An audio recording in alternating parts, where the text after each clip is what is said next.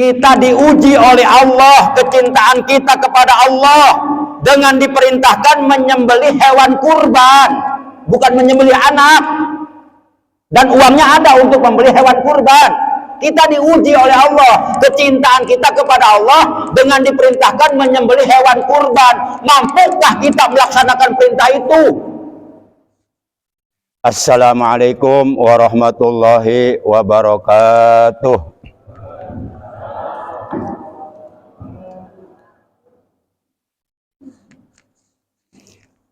A'udzu billahi minasyaitonir rajim. Bismillahirrahmanirrahim. Innal hamdalillah nahmaduhu wa nasta'inuhu wa nastaghfiruh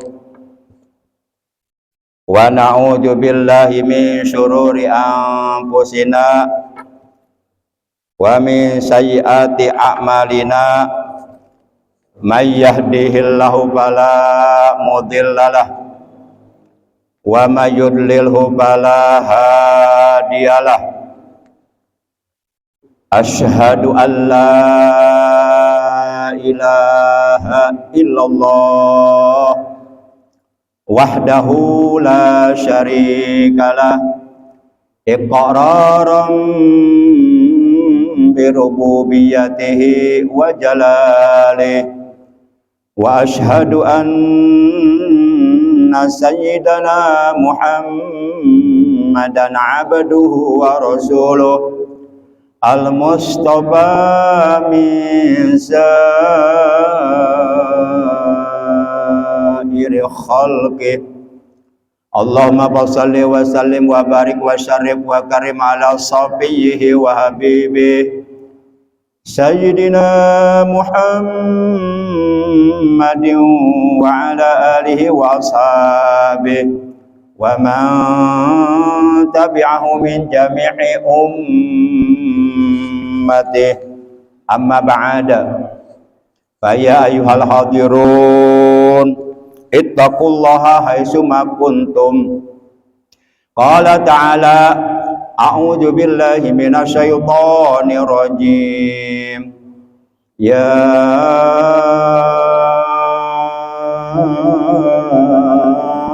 ayyuhalladzina amanu ittaqullaha wa tanzur nafsum ma qaddamat lighad wattaqullah innallaha khabirum bima ta'malun. Wa qala nabiyuna sayyiduna Muhammadun sallallahu alaihi wa alihi wa sahbihi wa sallam usikum bitaqwallah azza wa jalla wa sam'i wa ta'ah. Sadaqallahu maulana al-azimul karim wa sadaqa rasuluhun nabiyul habibul karim wa nahnu ala jalika minasyahidina wasyakirin walhamdulillahi rabbil alamin. Ma'asyiral muslimin, saudaraku sekalian, seiman, seagama, seakidah, segenap jamaah majlis ilmu, jamaah pengajian atau jamaah taklim Masjid Jami Al-Hidayah Komplek TNI AD Pas Pampres Desa Situsari Cilengsi Bogor, yang seluruhnya tanpa kecuali dan mohon maaf tanpa disebutkan satu persatu namanya, dengan sedikit pun tidak mengurangi rasa hormat al-fakir kepada bapak-bapak, ibu-ibu, saudaraku sekalian, jamaah yang dimuliakan oleh Allah, rahimakumullah wa hadakumullah wa hafidhakumullah. Segala puji adalah milik Allah, baik puji qadim ala qadim, hudus ala qadim, qadim ala hudus, hudus ala hudus, kulluha lillah, seluruhnya adalah hak Allah. Hanya Allah yang pantas dipuji, Allah yang maha terpuji, senantiasa menganugerahkan kepada kita berbagai macam nikmatnya, baik nikmat zahir maupun nikmat batin, nikmat umur, nikmat sehat, juga nikmat-nikmat yang lainnya yang tiada terhingga, terutama nikmat iman, Islam dan ihsan, juga nikmat ilmu yang bermanfaat, yang barokah, yang disertai hidayah. Sehingga alhamdulillah pada kesempatan pagi hari ini, setelah kita selesai menunaikan kewajiban salat subuh dengan berjamaah, yang kata Nabi dalam hadisnya, man sholat subha fi jama'atin paka'an nama qomal laila kullah. Barang siapa yang melaksanakan sholat subuh dengan berjamaah, maka sungguh seakan-akan ia melaksanakan sholat sunnah sepanjang malam. Setelah kita selesai melaksanakan sholat subuh dengan berjamaah, lalu kemudian kita duduk berkumpul bersama-sama di majlis ilmu yang mulia ini, semata-mata kita niat ibadah, niat menjalankan perintah Allah, di samping niat-niat baik yang lainnya seperti niat memakmurkan masjid, niat memakmurkan majlis ilmu, niat mensyiarkan ajaran Islam, niat silaturahim, dan niat-niat baik yang lainnya. Yang mudah-mudahan kita semua yang hadir, juga keluarga kita, oleh Allah Subhanahu wa taala selalu diberikan kesehatan, dengan kesehatan yang bermanfaat, yang barokah, dan dipanjangkan umurnya dalam taat ibadah kepada Allah. Segala urusan kita, baik urusan dunia, terlebih-lebih urusan ibadah, urusan akhirat, urusan pendidikan keluarga, semoga oleh Allah diberikan pertolongan, diberikan kelancaran, diberikan kemudahan, selalu berada dalam rahmatnya Allah. Putra putri kita Allah jadikan putra putri yang soleh dan solihah, yang berguna bagi agama dan bangsa. Dan mohon doanya untuk istri saya yang sedang dalam keadaan sakit, semoga istri saya yang bernama Ibu Sodiqah binti Haji Irun, semoga oleh Allah lekas disembuhkan dari sakitnya, diberikan kesehatan dengan kesehatan yang barokah. Amin ya Allah ya Rabbal Alamin. Salawat teriring salam semoga tetap dilimpahkan selalu atas panutan kita yang mulia, baginda tercinta paduka alam ikutan kita, Nabi Agung Nabi besar Muhammad sallallahu alaihi wasallam, beserta seluruh keluarga beliau, para sahabat beliau, dan seluruh pengikut beliau, yang mudah-mudahan kelak di hari kiamat kita dan keluarga kita, juga saudara-saudara kita dan keturunan kita semuanya mendapatkan syafaatul ujma dari beliau, mendapatkan air telaga beliau, dikumpulkan di bawah arasnya Allah pada hari kiamat bersama rombongan para nabi, para siddiqin, para syuhada, para solehin. Amin ya Allah ya Rabbal Alamin.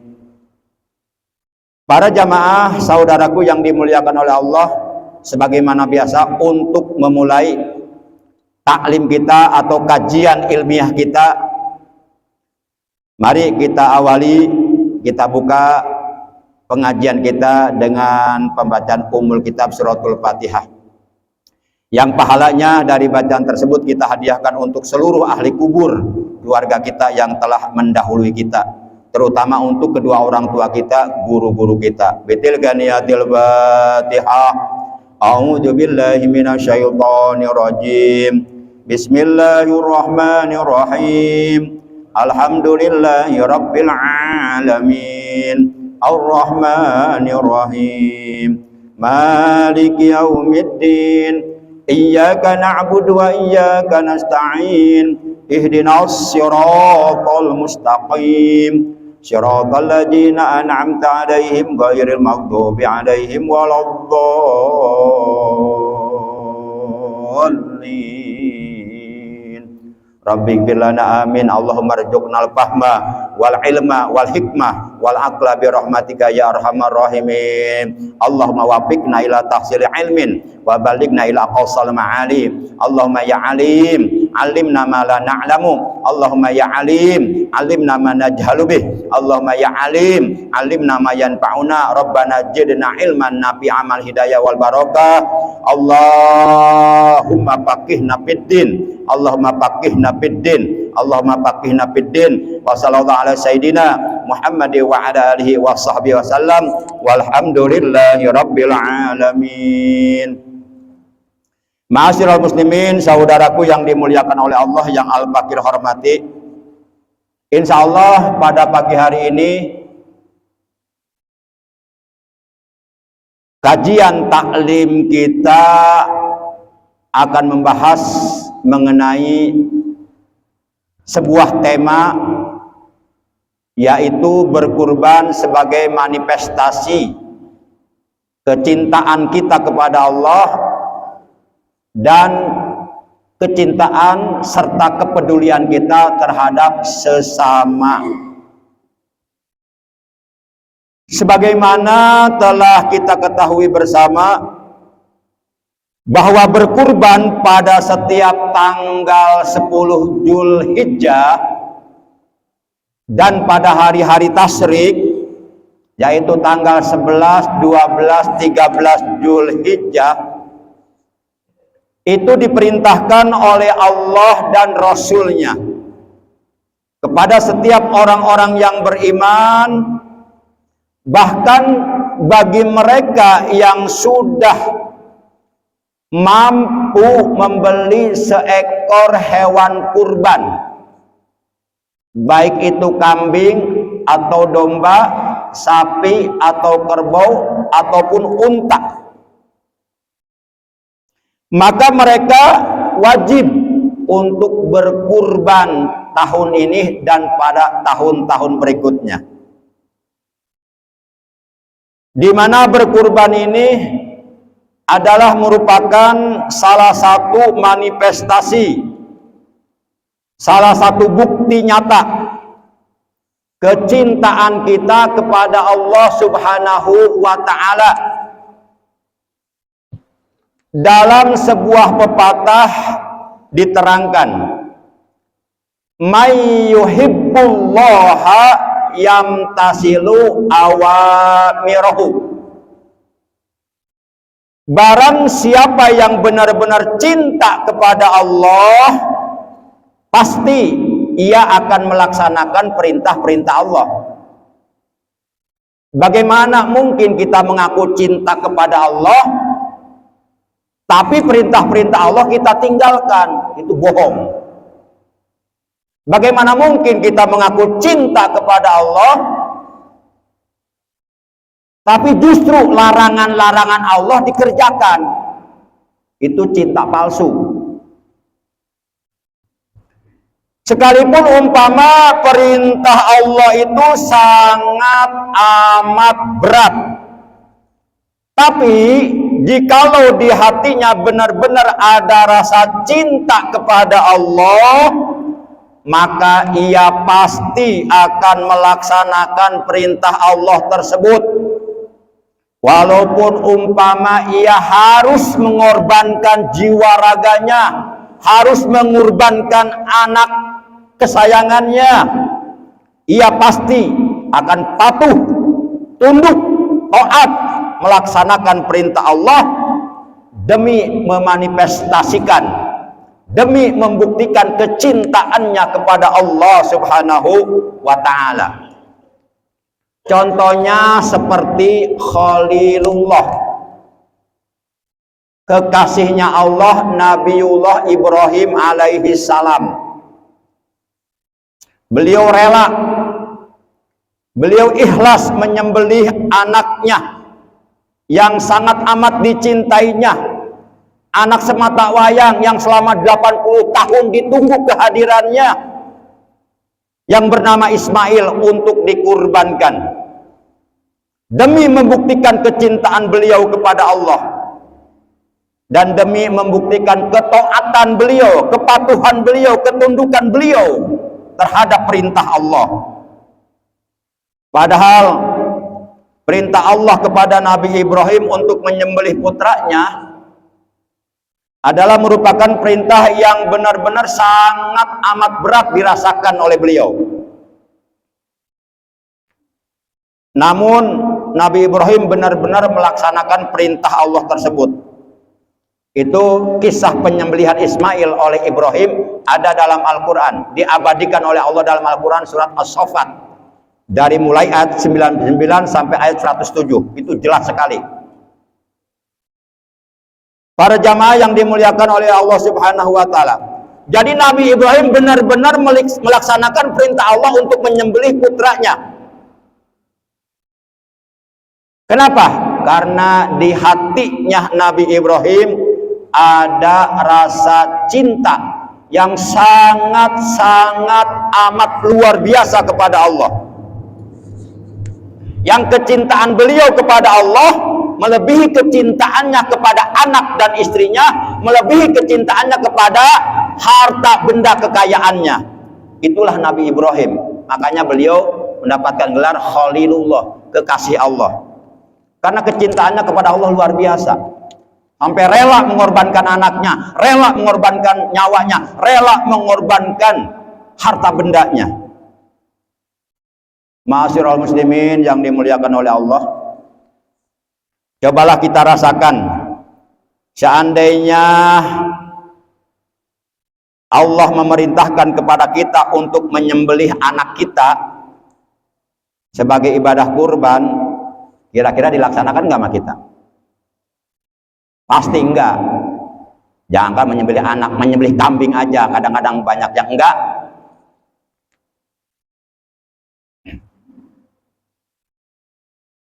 Seandainya Allah memerintahkan kepada kita untuk menyembelih anak kita sebagai ibadah kurban, maka pasti kita akan merasa berat untuk melaksanakan perintah Allah tersebut.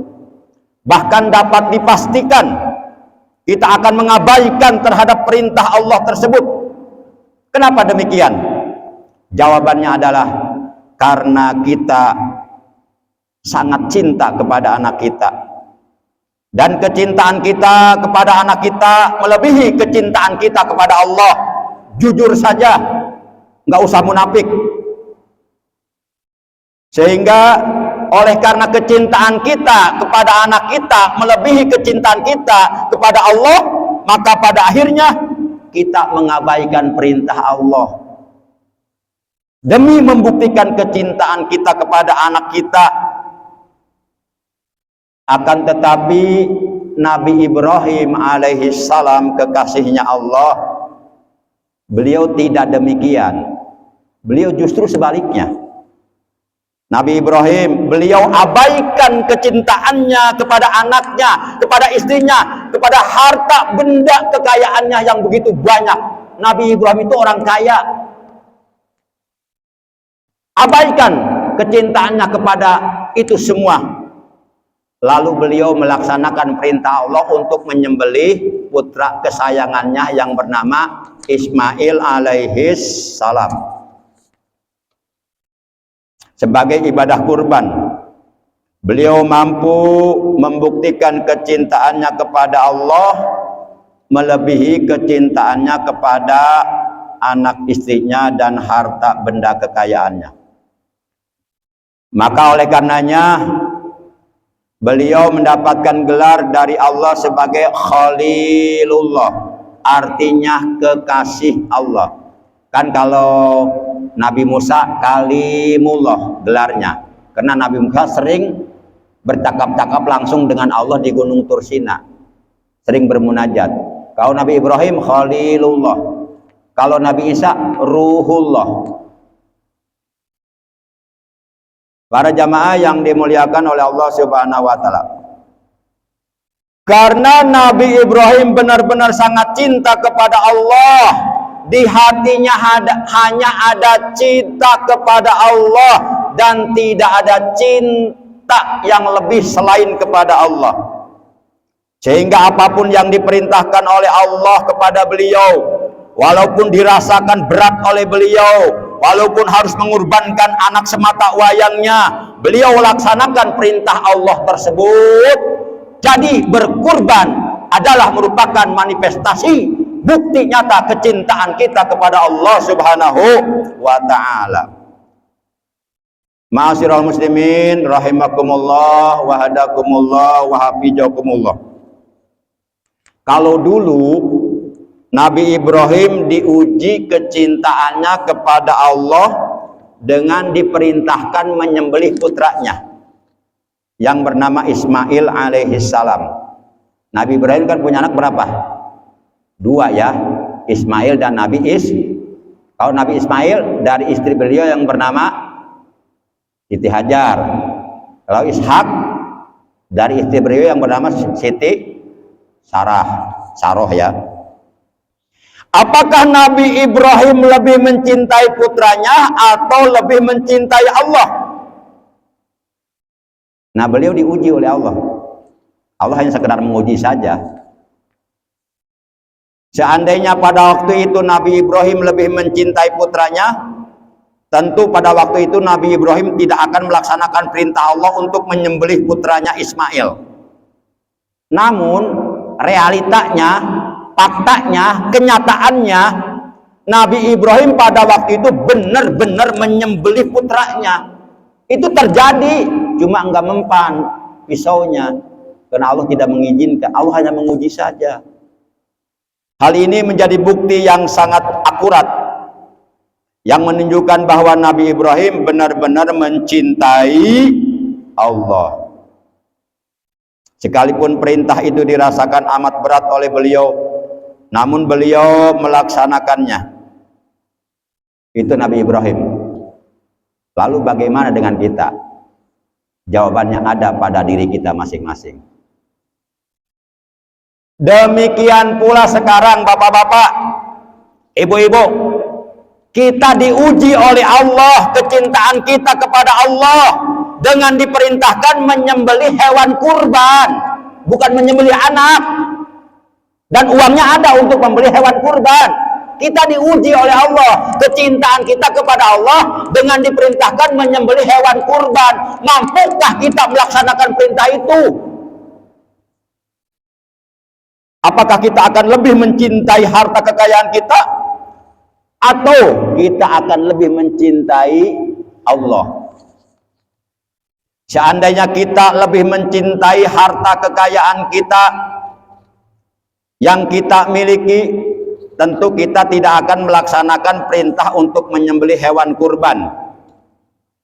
Akan tetapi sebaliknya, jikalau seandainya kita benar-benar lebih mencintai Allah daripada mencintai harta kekayaan yang kita miliki sekarang, maka tentu kita akan menyembelih hewan kurban sebagai ibadah untuk mendekatkan diri kepada Allah dan untuk membuktikan kecintaan kita kepada Allah, seperti halnya Nabi Ibrahim alaihi salam. Dalam Al-Quran surah yang ke-108, yaitu surah Al-Kautsar ayat 1 dan 2, Allah subhanahu wa ta'ala telah berfirman, Inna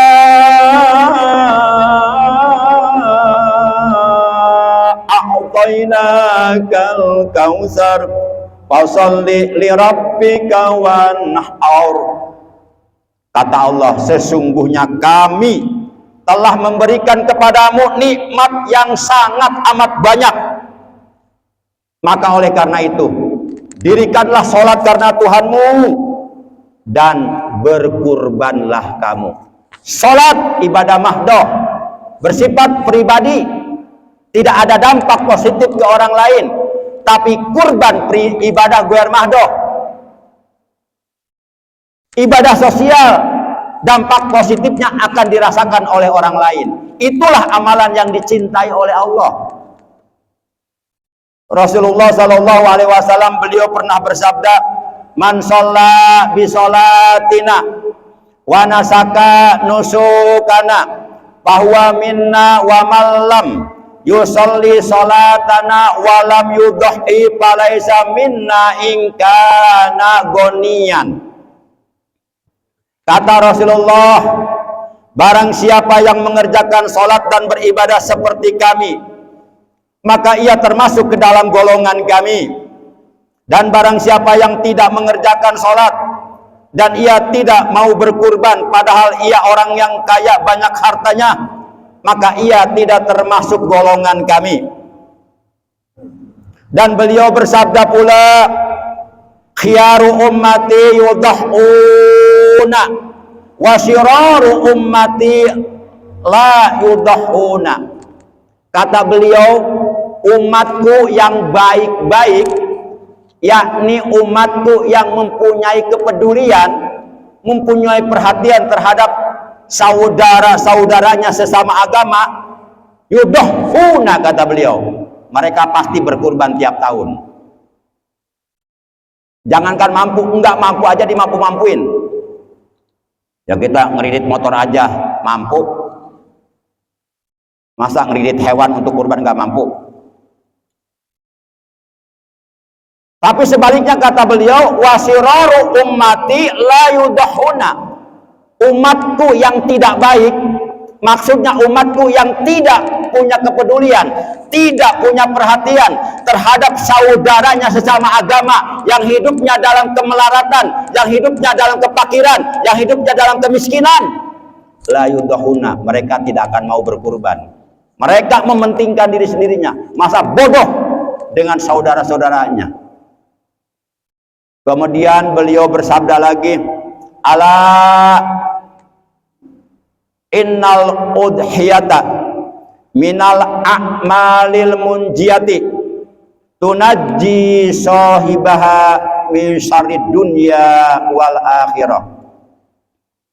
Kata Rasulullah, ingatlah, sesungguhnya berkurban itu termasuk amalan yang dapat menyelamatkan pelakunya dari segala keburukan dunia dan akhirat. Segala keburukan dunia dan akhirat akan dijauhkan oleh Allah dengan sebab kita berkurban. Para jamaah yang dimuliakan oleh Allah Subhanahu wa ta'ala, berkurban selain sebagai manifestasi kecintaan kita kepada Allah, berkurban juga adalah merupakan manifestasi kecintaan dan kepedulian kita terhadap saudara-saudara kita seagama yang hidupnya dalam kefakiran, dalam kemelaratan, dalam kemiskinan. Mereka perlu dibantu, mereka mengharapkan bantuan kita. Mereka hidup dalam kefakiran dan dalam kemiskinan bukan keinginan mereka, bukan kehendak mereka, tetapi itu sudah kudrat ilahi. Maka oleh karenanya, wahai para hartawan, di sini banyak ya para hartawan ya. Hartawan banyak kan? Dermawan banyak ya. Karyawan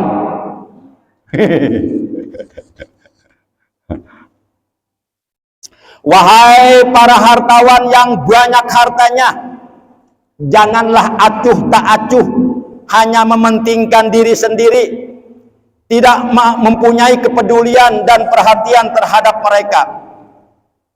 Mereka adalah saudara kita seiman dan seagama dengan kita. Mereka hidup dalam kesusahan, mereka membutuhkan perhatian dan kepedulian kita. Mari kita berbagi rezeki kepada mereka agar mereka hatinya senang dan gembira di hari raya kurban. Harta yang kita miliki hakikatnya sebenarnya adalah merupakan titipan dari Allah, amanat dari Allah itu. Kita lahir dalam nggak bawa harta, dalam keadaan telanjang. Jangankan mobil, jangankan rumah, jangankan istri, jangankan anak, telanjang sehelai benang pun kita nggak bawa. Nanti mati pun kita nggak bawa harta, hanya dibungkus kain kapan. Harta milik kita yang sebenarnya yang akan ketemu nanti di akhirat, nilainya bertambah adalah harta yang sudah kita belanjakan, yang sudah kita infakkan, yang sudah kita sedekahkan, yang sudah kita kurbankan di jalan Allah. Itulah harta milik kita yang sebenarnya. Itulah harta yang akan menyelamatkan kita di akhirat. Itulah harta yang menyebabkan kita oleh Allah dipersilahkan masuk surga lebih dulu daripada haji mabrur, daripada orang mati syahid, daripada ulama. Dengan harta orang bisa masuk surga, juga dengan harta orang bisa masuk neraka. Tergantung kita menggunakan harta itu di mana. Para jamaah yang dimuliakan oleh Allah Subhanahu wa ta'ala, mari kita berbagi rezeki kepada mereka agar mereka hatinya senang dan gembira di hari raya kurban. Harta yang kita miliki hakikatnya adalah merupakan titipan dari Allah. Kelak di hari kiamat akan diminta pertanggungjawabannya oleh Allah. Masalah harta nanti di hari kiamat ditanyanya depan belakang. Kan diceritakan dalam hadis, pada hari kiamat ketika umat manusia dikumpulkan di padang mahsyar, itu kedua telapak kaki mereka barang sedikit pun tidak dapat bergeser. Karena saking banyaknya umat manusia yang dikumpulkan di padang mahsyar. Dari mulai umatnya Nabi Adam hingga umat Nabi terakhir, semuanya dikumpulkan di padang mahsyar untuk dihisab amalnya.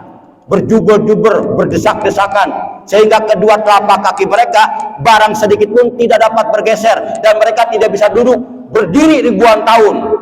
Sementara jarak matahari sangat dekat di atas kepala mereka, sehingga keringat mereka terus-terusan mengalir. Akhirnya naik keringat mereka, dan banyak pada saat itu manusia akan tenggelam dengan air keringatnya sendiri. Itu pasti akan kita alami. Enggak percaya, silahkan nanti saksikan di sana nanti.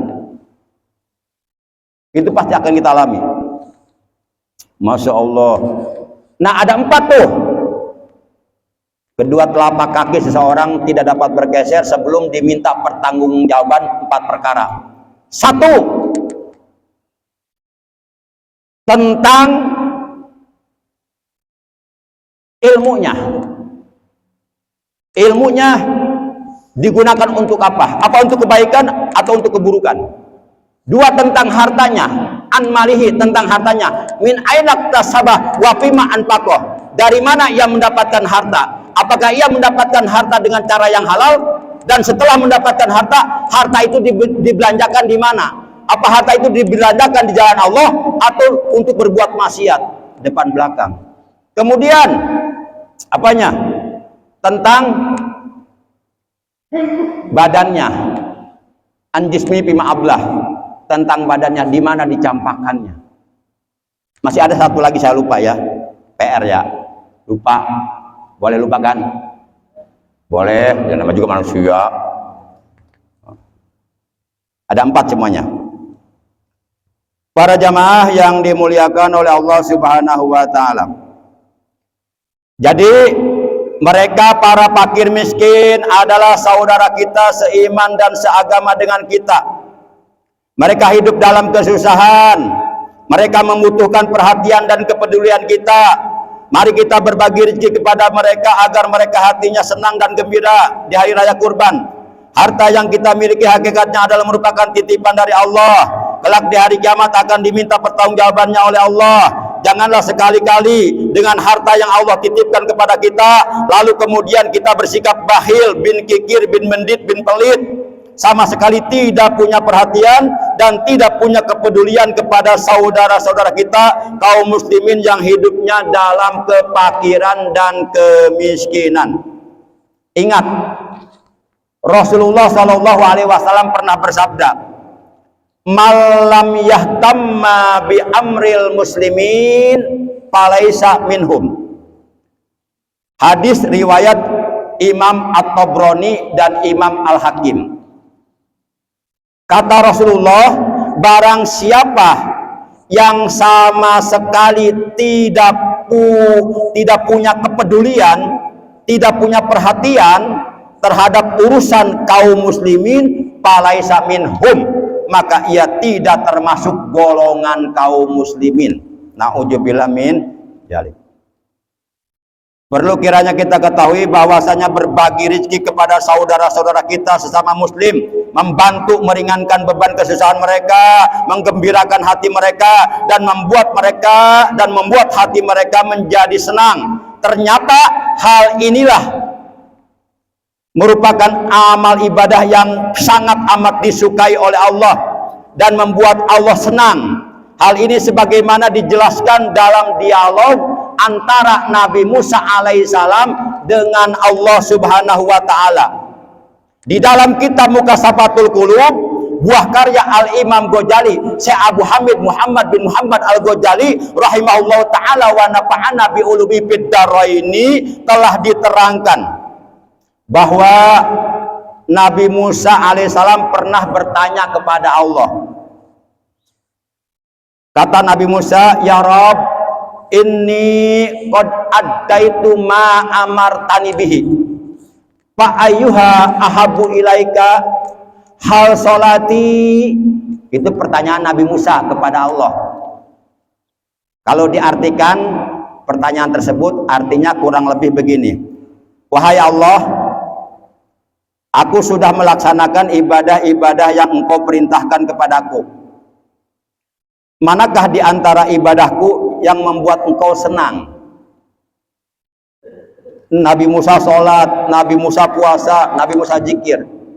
Nabi Musa bertanya, manakah di antara ibadahku yang membuat engkau senang, kata Nabi Musa. Lalu Allah Subhanahu wa taala menjawab, kata Nabi Musa, apakah sholatku? Lalu Allah Subhanahu wa taala menjawab, hai Musa, sholatmu itu hanya untuk dirimu sendiri, bukan untuk orang lain. Karena sholat yang kamu kerjakan dapat membuatmu terpelihara dari melakukan perbuatan keji dan munkar. Sebagaimana firman Allah dalam Al-Quran surat 29, surat Al-Ankabut juz 21 ayat 45, Allah menegaskan, wa aqimis sholah inna sholata tanha anil fahsya'i wal munkar. Dirikanlah sholat, karena sesungguhnya sholat itu dapat mencegah dari perbuatan keji dan munkar. Jadi sholat yang engkau kerjakan Musa bukan untuk orang lain, itu untuk dirimu sendiri. Itu belum membuat aku senang, kata Allah. Para jamaah yang dimuliakan oleh Allah Subhanahu wa taala.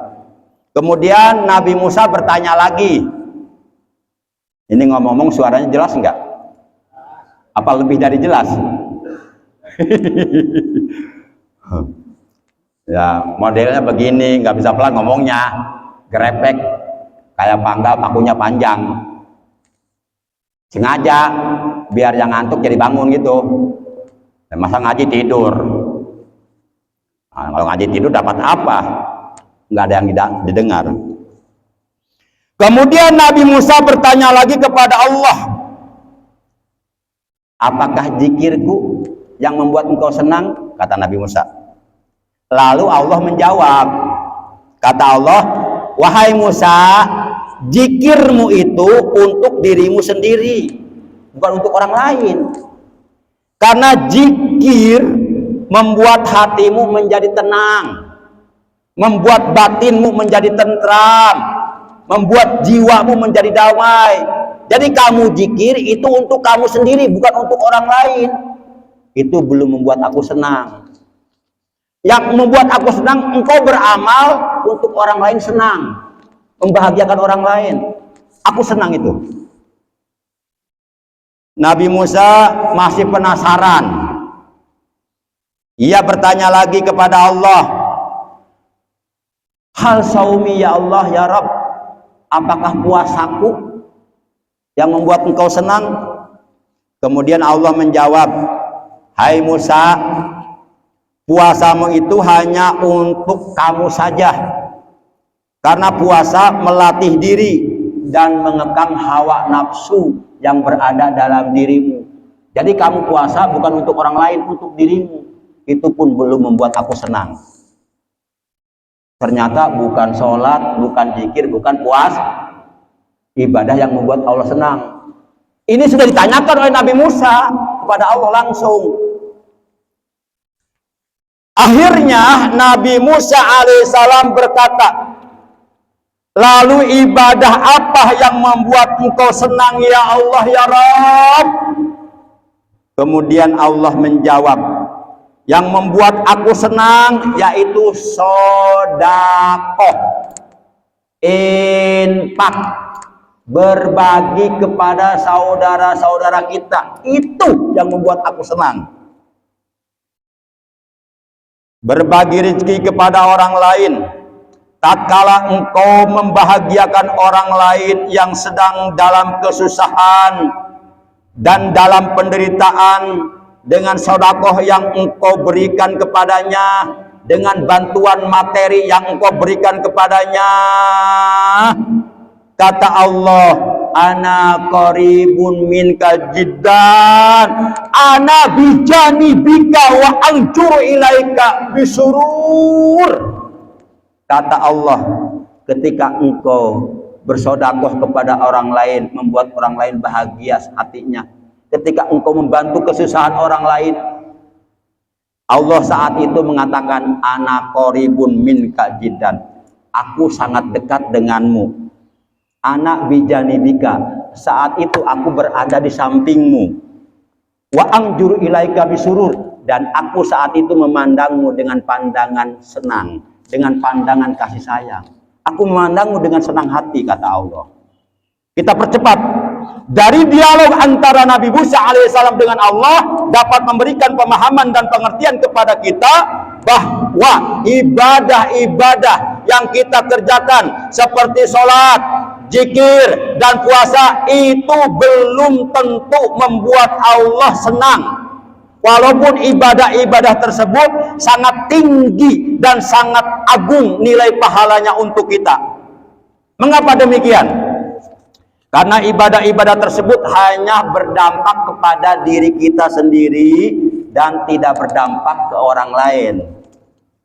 Sedangkan sedekah merupakan ibadah yang bukan hanya berdampak, yang bukan hanya berpahala tinggi bagi diri sendiri, akan tetapi juga sedekah dapat membuat bahagia orang lain yang sedang kesulitan, yang sedang kesusahan, dan membutuhkan uluran tangan dari kita. Amal perbuatan seperti inilah yang disenangi oleh Allah. Amal perbuatan seperti inilah yang apabila kita melakukannya, Allah sangat senang kepada kita. Wal udhiyatu afdalu minas shadaqah. Diterangkan dalam kitab Fathul Mu'in, dan berkurban itu lebih afdol dari sedekah. Berkurban lebih afdol, lebih utama, lebih istimewa, lebih besar pahalanya daripada sedekah biasa.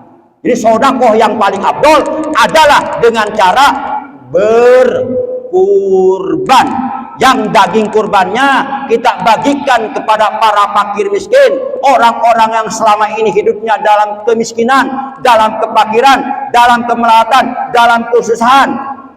Kita membagi daging kepada mereka dengan niat tujuan untuk menggembirakan mereka. Manakala mereka gembira karena dikasih daging kurban oleh kita, saat itu Allah senang memandang kita. Itulah amalan yang disenangi oleh Allah. Demikian penyampaian materi, cukup. Selanjutnya mungkin ada tanya jawab ya Pak Mas Roman ya. Nanti dipandu saja sama Mas Roman ya. Untuk sementara saya tutup dulu ya. Saya tutup dulu penyampaian materi dengan ucapan alhamdulillahirabbil alamin. Selanjutnya silahkan Mas Roman untuk sesi tanya jawab, dipandu saja. Monggo. Ya, terima kasih kepada Ustaz materi ini. Mudah-mudahan apa yang disampaikan bisa kita amalkan dan berjalan kita. Baik Bapak Ibu sekalian, seperti biasa ada sesi tanya jawab, baik tentang materi yang disampaikan maupun di luar, tapi jawab silakan oleh Bapak. Bapak yang ada tanya jawab. Bapak, ada Bapak yang mau disampaikan? Siapa ini Pak Agus ini? Wih, keren. Pak Agus nanya. Monggo Pak Agus. Waalaikumsalam warahmatullahi wabarakatuh.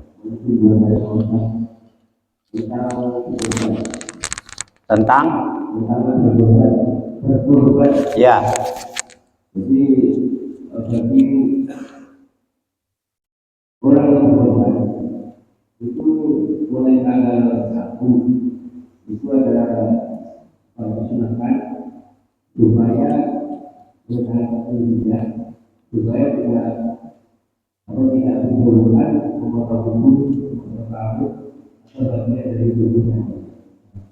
Berbuat hal itu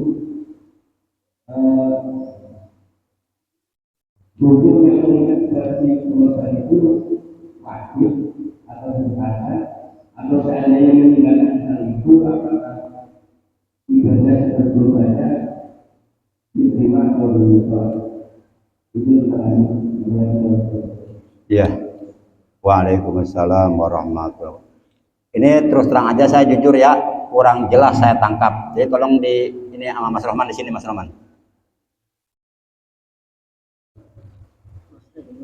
Ya.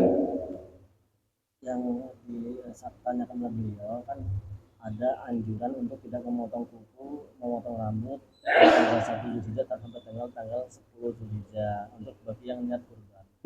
Kalau terlanjur memotong kuku dan rambut itu apakah sah kurbannya? Iya, iya. Diterima atau ditolak? Ya satu dulu ya.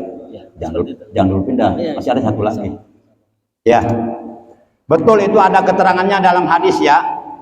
Bagi siapapun yang sudah ada rencana, yang sudah ada niat untuk berkurban tahun ini, itu dimakruhkan hukumnya, hanya sekedar makruh ya, dimakruhkan hukumnya memotong seperti kuku, kumis, jenggot, rambut, dan sebagainya.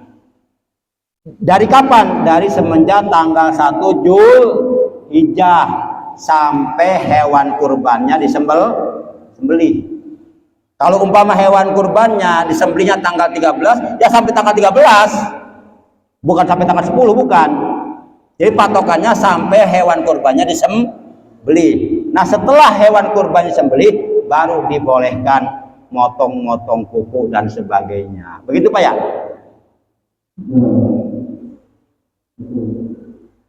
Tapi seandainya kita tetap karena kan dalam perjalanan itu untuk ambil ini ya itu juga dipotong lalu dipotong.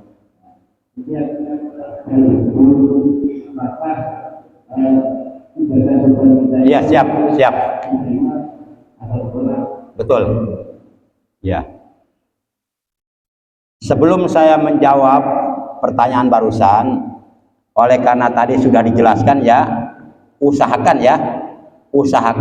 semaksimal mungkin, seoptimal mungkin untuk tidak melakukan potong-potongan dari tanggal 1 sampai hewan kurban disembelih. Kalau sudah tahu, jangan sampai kita udah tahu tapi seakan-akan sengaja melakukannya gitu ya. Nah, lalu bagaimana dampaknya gitu? Kalau umpama terlanjur, ya, terlepas dari apakah disengaja atau lupa atau tidak disengaja, kita memotong kuku atau rambut dan sebagainya, bagaimana status hukum kurbannya? Apakah sah atau tidak? Kalau pertanyaannya apakah hewan kurban yang dikurbankannya sah atau tidak, tetap sah, cuma nggak sempurna, pahalanya berkurang, ternodai pahalanya dengan sebab kita melakukan pelanggaran, yaitu memotong kuku, memotong rambut dan sebagainya. Padahal dilarang melakukan hal tersebut dari mulai tanggal 1 Zulhijjah sampai hewan kurban disembelih kalau kita ada niat mau berkurban. Itu Pak ya. Kemudian yang kedua tadi. Pertanyaannya cukup. Ada satu lagi. Udah ya? Masih ada kan ya satu lagi ya? Seandainya karena misal dalam kita bekerja itu dari mati atau tubuh atau rambut harus pendek. Ketika tanggal 1 sampai tanggal 10 itu kita melakukan itu misalkan potong kulit atau jenggot atau rambut. Jadi benar-benar kita tidak sempurna seperti itu kan? Tetap sah. Iya, tetap sah kurbannya. Cuma kurbannya nggak sempurna Pak. Kurbannya tetap sah Pak, sah, tapi nggak sempurna, gitu Pak. Jadi artinya pelanggaran yang dilakukan seperti memotong kuku, rambut dan sebagainya itu tidak membatalkan kurbannya. Kurbannya tidak batal, tetap kurbannya sah, cuma pahalanya tidak sempurna, gitu Pak ya. Ya, udah kena belum nih? Udah kena, udah. Sudah masuk sampai ke hati, udah kena. Untuk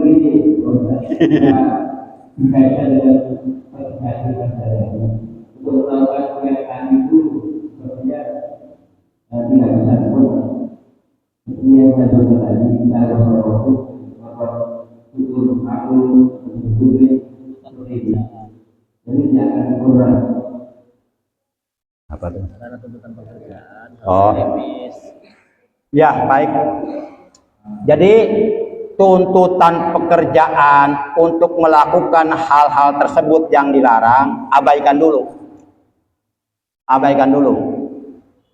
Kalau kita ingin kurban menjadi sempurna. Jadi kita menggunakan prinsip usul fikih taqdimul aham minal mukim.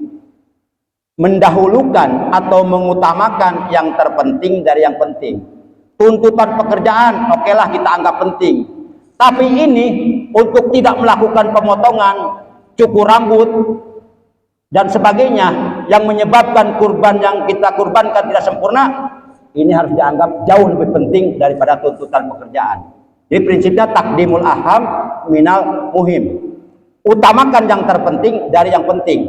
Kalau kita dihadapkan dalam dua hal, yang satu, dua-duanya penting, tapi tentu salah satu dari dua perkara ini ada yang lebih penting. Nah, kita utamakan yang lebih penting. Ini tidak melakukan pemotongan kuku, rambut dan sebagainya karena kita mau berkurban, itu anggap harus lebih penting untuk kesempurnaan ibadah kurban kita. Sementara tuntutan pekerjaan diabaikan dulu begitu. Ya tergantung orangnya masing-masing sih. Nih, saya boleh nanya enggak nih? Menurut bapak-bapak, ibu-ibu, lebih penting pakai celana, lebih penting pakai baju? Dua-duanya penting, betul? Tapi di antara kedua hal tersebut ada yang lebih penting, mana? Pakai celana. Orang tidak pakai baju, sudah pakai celana, posisi aman. Berarti pakai celana jauh lebih penting daripada pakai baju. Sebaliknya orang apa? Laki-laki pada saat baju. Iya, sebaliknya. Baju pakai, celana kagak. Bahaya itu. Makanya kalau di rumah mau pakai pakaian, dahulukan celana, baru baju. Kenapa demikian? Saya khawatir pas kita lagi pakai baju, di luar dugaan tiba-tiba ada gempa bumi. Namanya gempa bumi, kita panik, akhirnya spontan, refleks kita keluar rumah, padahal celana belum dipakai. Kan bahaya itu, kelihatan orang. Nah begitu Pak, dahulukan yang terpenting dari yang penting. Menurut Bapak kira-kira pentingan mana? Terserah Bapak masing-masing ya. Gitu. Yang lain silakan. Ya. Orang tersebut yang berkorban sebagai tukang cukur, bagaimana Kan tukang cukur dia nyukur rambut orang, bukan rambutnya sendiri. Boleh. Masa gara-gara tukang cukur mau berkorban, dia berhenti pekerjaan nyukurnya, istrinya anaknya kelaparan di rumah. Lah dia kan nyukur rambut orang, yang nggak boleh itu nyukur rambut sendiri. Begitu Pak. Oke? Hahaha. terima kasih apa yang dijelaskan oleh Bapak Ustaz. Untuk hari juga nanti yang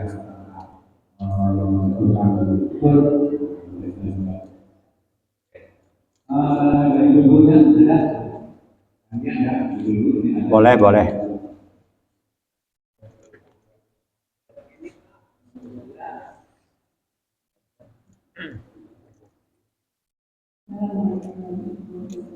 Waalaikumsalam warahmatullahi wabarakatuh.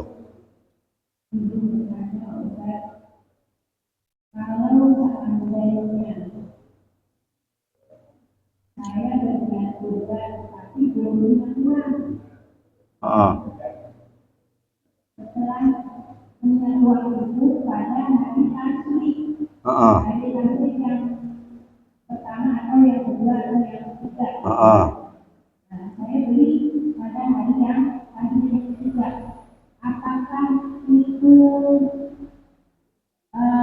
rambut dan kuku juga? Karena kan kalau kita dari-darinya hari asli. Iya. Apakah kuku dan rambut boleh dipotong sebelumnya? Dan apakah itu pahalanya sama dengan hari raya kurban namanya juga. Ya. Baik Ibu. Ya. Jadi larangan memotong kuku, memotong rambut, kumis dan sebagainya itu berlaku dari semenjak kita ada niat mau kalau ada niatnya tanggal 13 Dzulhijjah, ya pada hari itu dilarang memotong. Potongan-potongan hari-hari sebelumnya dari tanggal 1 sampai tanggal 12 itu enggak masalah. Enggak ada kaitannya dengan kurban. Karena niatnya pun baru muncul tanggal 13 Dzulhijjah. Jelas Ibu? Jelas enggak? Jelas ya? Pahalanya tetap pahalanya utuh. Enggak berkurang. Beda dengan yang tadi mah sengaja. Udah tahu tapi dipotong juga gitu kan.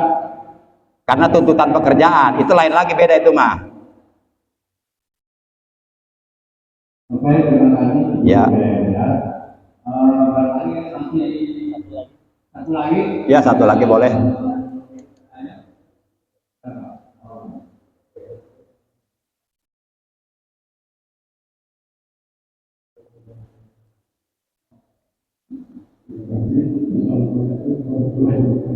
Waalaikumsalam warahmatullahi wabarakatuh.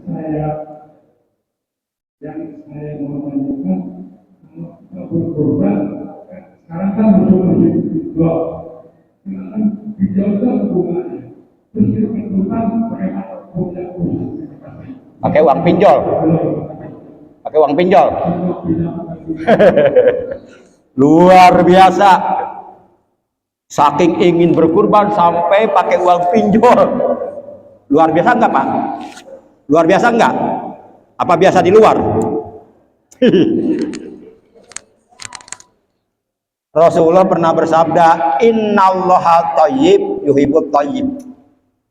Allah itu baik, Allah itu suci, Allah itu bersih, dan Allah tidak menerima kecuali yang bersih. Kalau umpama uang pinjol, umpama nih ya, umpama aja, saya nggak tahu uang pinjol seperti apa karena saya belum pernah pinjol.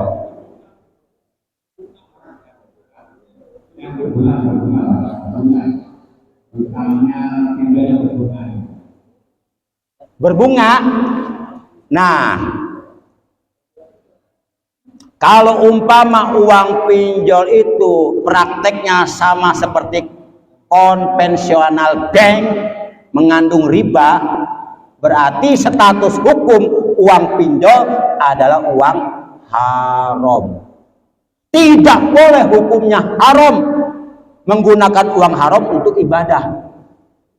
Contoh seperti kita mencuri, merampok, hasil rampokan kita sumbangkan untuk pembangunan masjid pesantren, nggak boleh. Justru untuk tempat ibadah harus dari uang yang benar-benar halal supaya tempat ibadahnya berkah, nggak kotor, nggak ternodai. Jadi nggak boleh Pak ya. Jadi nggak usah maksain. Jadi jangan maksain pengen berkurban sampai uang apa pinjam pinjol kan. Begitu beres kurban ditagih melulu, pusing. Akhirnya kabur. Istri ditinggal, jangan. Islam nggak seperti itu. I'malu ala makanatikum, kata Allah. Beramalah kamu, berbuatlah kamu sesuai kemampuan kamu. Kalau sampai saat ini kita belum ada kemampuan, belum dikasih kemampuan oleh Allah untuk berkurban, yang nggak wajib. Berkurban itu wajib bagi yang sudah mampu, seperti ibadah haji wajib bagi yang mampu. Kalau belum mampu, nggak wajib. Ya nggak boleh Pak ya, karena uangnya haram. Jadi nggak boleh kita berkurban dengan menggunakan uang.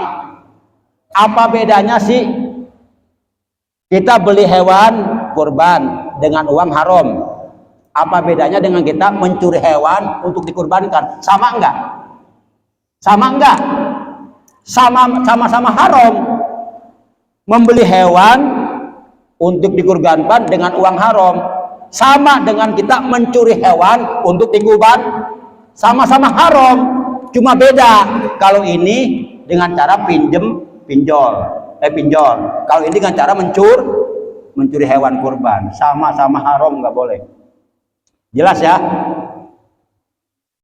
Terima kasih Pak Ahmed dan sejenak cukup dalam waktu yang itu kami mohon Ustaz untuk doa. Siap. Ya, kepada para penanya saya ucapkan terima kasih banyak.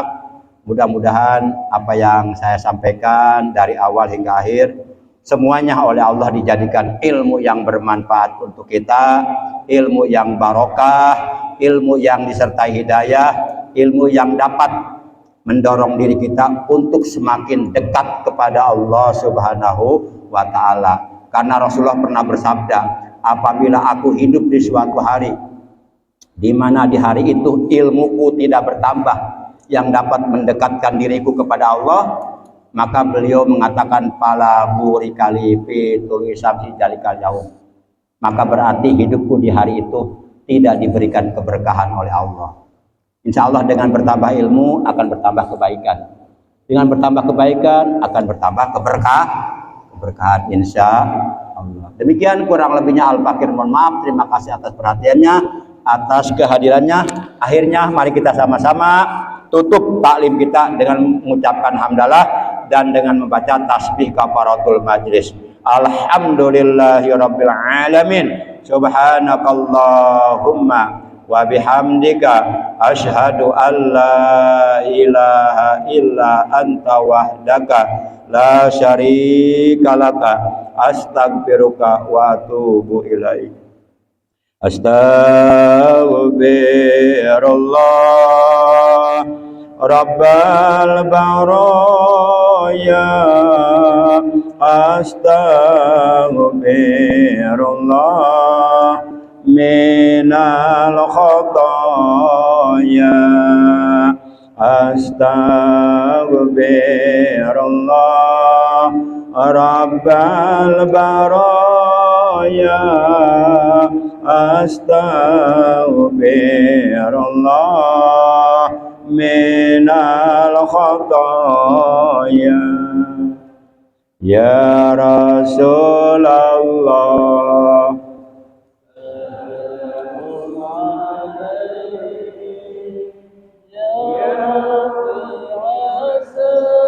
ni wadaraji Aqbatayadi Radal Alami Ya Uhailal Judi wal Karami Ya Uhailal Judi wal Karami Rabbi fa'fana bi barakatihim wa dinal husna bi hurmatihim wa amitna fi tariqatihim wa mu'abadim minal fitani wa mu'abadim minal fitani. Allahumma inna nas'aluka al-'afwa wal 'afiyah wa nas'aluka al-mu'afata fid dunya wal akhirati lana wa li zawjatina wa li auladina kullihim wa li ikhwanina wa li akhwatina wa li qarabatina tawil a'marana wa a'maran fi ta'atika wa sahih ajsadana wa salam fi ta'atika ya arhamar rahimin. Allahumma ya syafi'al amrad, Allahumma ya syafi'al amrad, Allahumma ya syafi'al amrad, isfi maradul zawjati wa sadiqa binti ajirun tawil umuraha fi ta'atika wa sahih jasada fi ta'atika bi rahmatika ya arhamar rahimin. Rabbana atina fid dunya hasanah wa fil akhirati hasanah wa qina adzabannar. Wa sallallahu ala sayyidina Muhammad wa ala alihi wa sahbihi baraka wa sallam walhamdulillahi rabbil alamin. Demikian, terima kasih, mohon maaf. Adanallahu wa iyyakum ajmain. Wassalamualaikum warahmatullahi wabarakatuh. Maka Bapak yang ini mau melaksanakan suatu dulu.